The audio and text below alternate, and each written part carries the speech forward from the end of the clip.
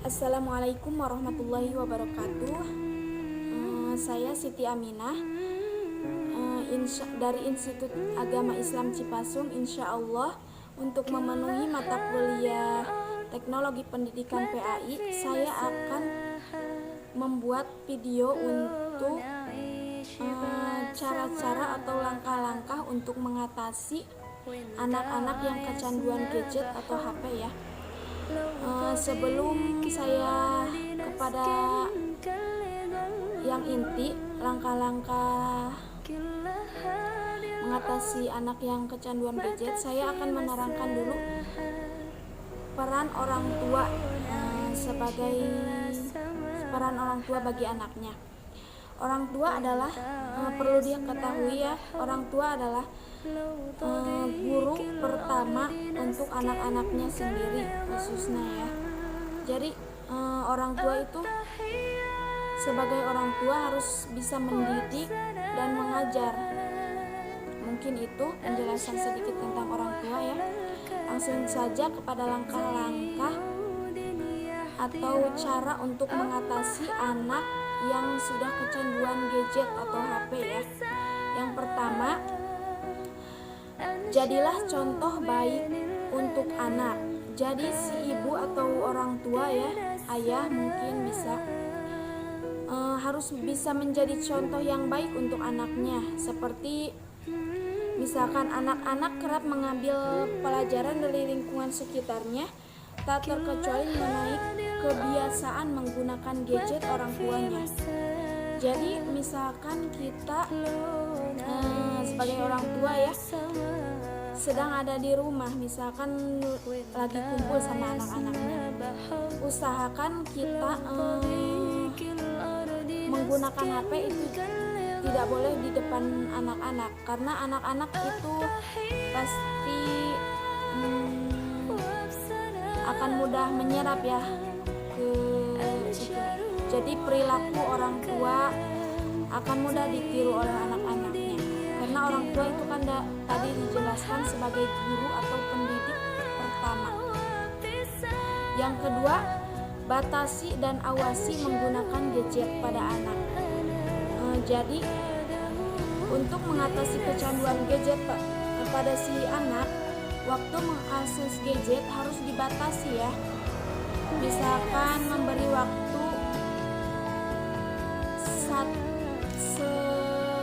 setengah jam atau 1 jam untuk menggunakan gadget ya. Jadi kita harus sebagai orang tua harus bisa memanage waktu anaknya supaya tidak seharian menggunakan gadget ya, karena bahaya bagi anak. Yang ketiga, buat aktivitas menyenangkan bersama anak tanpa gadget ya. Jadi misalkan kita sebagai orang tua membuat aktivitas apapun itu tanpa menggunakan gadget atau HP ya. Seperti belajar sambil bermain tanpa menggunakan HP, misalkan berhitung sambil bernyanyi gitu, atau menghafal Al-Quran ya. Pokoknya membuat aktivitas sehingga anak lupa dengan HP. Yang keempat, tetapkanlah wilayah bebas HP di rumah.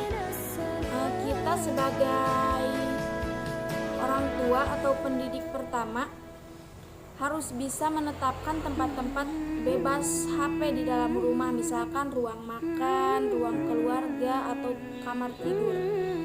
Artinya ketika kita berada di ruangan yang tadi, ruang makan, ruang keluarga, atau di kamar tidur, siapapun tidak boleh menggunakan HP. Pastikan kita sebagai orang tua juga menaati aturan tersebut. Jadi misalkan kita ngobrol kepada anak kita ya, kamu jangan main HP di ruang makan, di ruang keluarga, ataupun di kamar, jangan. Pastikan kita juga seperti itu. Jangan sampai kita melarang anak melakukan itu, tapi kita sendiri melakukan itu, melanggar yang kita perintahkan, otomatis si anak akan mudah mengembalikan kepada orang tuanya. Mengapa ibu seperti itu? Tapi misalkan sama saya melarang ini itu kan jadi anak mudah membalikan kepada kita ya. Jadi usahakan kita sebagai orang tua juga bisa mencontohnya. Yang kelima yaitu beritahu anak akan bahaya menggunakan gadget atau HP terlalu lama ya.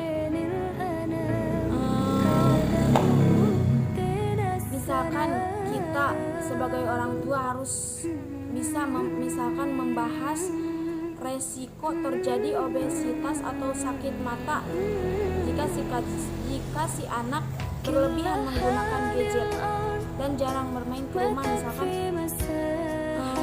Misalkan kalau tidak seperti itu, jelaskan kepada si anak ya dengan bahasa yang mudah bahwa gadget ini dan internet bisa menjadi tempat yang berbahaya untuknya. Apalagi jika si anak juga bermain di media sosial, kan takutnya kalau si anak sudah bermain sudah tahu ya media sosial ya, medsos, takutnya kan si anak mau nonton yang tidak gitu ya, yang di atas 17 tahun ke atas pokoknya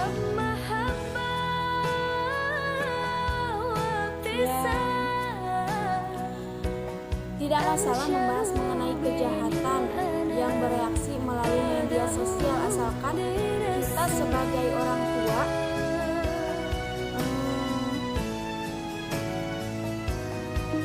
harus bersama-sama bagaimana caranya menghindari masalah tersebut. Misalkan dengan menyepakati bahwa menggunakan gadget harus selalu diawasi, pastikan si kecil tetap merasa aman dan tidak jadi khawatir berlebihan.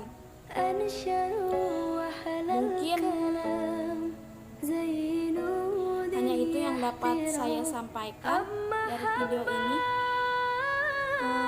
Kurang lebihnya mohon dimaafkan ya. Semoga bermanfaat untuk Anda semua. Wassalamualaikum warahmatullahi wabarakatuh.